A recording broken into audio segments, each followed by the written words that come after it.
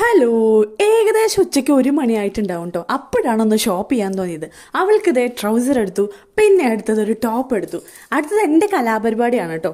എൻ്റെ കലാപരിപാടി എനിക്ക് സാധാരണ കുറേ സമയം വേണം ഡ്രസ്സ് എടുക്കാൻ, പക്ഷെ അവളുടെ വിശപ്പ് മനസ്സിലാക്കിയിട്ട് ഞാൻ വളരെ വേഗം തന്നെ ഡ്രസ്സ് എടുത്തു കേട്ടോ. ശിവക്കുട്ടിക്ക് വിശന്നിട്ട് 2 മണിയായിട്ടോ. അവളുടെ മുഖമൊക്കെ വാടി തുടങ്ങി. വേഗം പോയി ഒരു ഫ്രൈഡ് റൈസ് ഓർഡർ ചെയ്തു.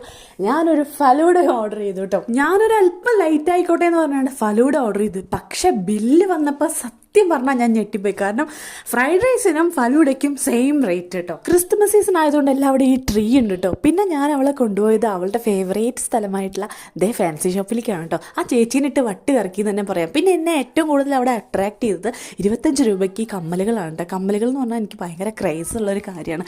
എനിക്കത് ഭയങ്കരമായിട്ട് ഇഷ്ടപ്പെട്ടു.